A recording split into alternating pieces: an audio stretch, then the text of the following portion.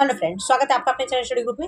इस वीडियो में हम आरओ की आगामी परीक्षा के लिए 1993 से लेकर 2000 तक यूपी पीसीएस के एग्जाम में जो भी अनेक शब्दों के लिए एक शब्द एग्जाम में पूछे गए हैं उन प्रश्नों को बहुत ही तेजी से देखेंगे जो आरओ के एग्जाम के लिए भी बहुत महत्वपूर्ण है। तो चलिए देखना स्टार्ट करते हैं। हमारा फर्स्ट क्वेश्चन है, जिसका कोई शत्रु नहीं जन्मा है। तो देखिए, जिसका कोई शत्रु नहीं जन्मा उसको क्या बोलते हैं? अजात शत्रु।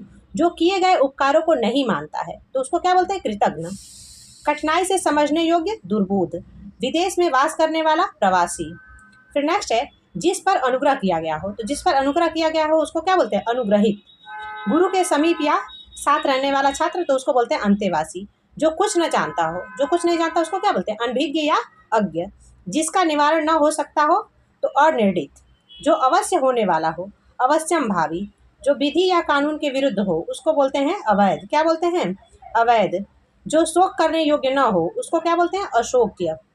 जिस पर आक्रमण हो, जिस पर आक्रमण होता है उसको बोलते हैं आक्रांत। जिस पर चिन्ह लगाया गया हो उसको बोलते हैं चिन्हित।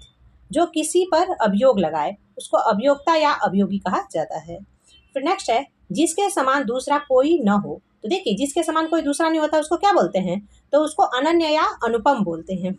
जिसका कोई भी शत्रु ना हो उसको अजात शत्रु बोलते हैं। जो सब कुछ जानता है उसको सर्वज्ञ बोलते हैं। जिसका कोई अर्थ नहीं हो उसको क्या बोलते हैं? व्यर्थ या अर्थहीन। जो पढ़ना लिखना जानता हो उसे साक्षर कहा जाता है।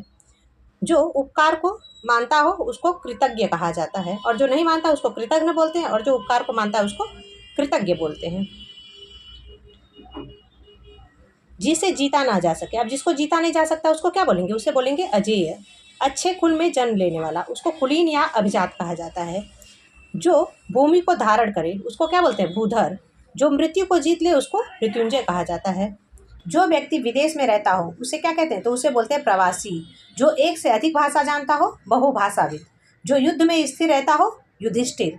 संध्या और रात्रि के बीच का समय क्या होता है? तो वो होता है गोधली या प्रदोष काल, जो कि शाम का समय होता है। अनुचित बात करने के लिए अनुग्रह करना उसको बोलते हैं दुराग्रह। जो कुछ नहीं जानता हो। अब देखिए, जो कुछ भी नहीं जानता उसे क्या कहते हैं? तो उसको बोलते हैं अनभिज्ञ या अज्ञ। धरती और आकाश के बीच का स्थान तो वो होता है अंतरिक्ष।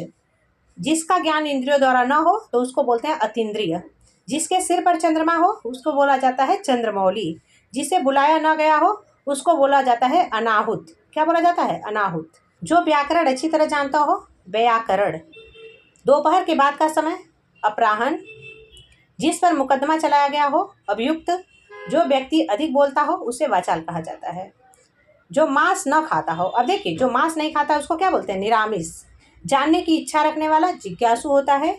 जहाँ खाना मुफ्त में मिलता है उसे क्या बोलते हैं? सदावर्त।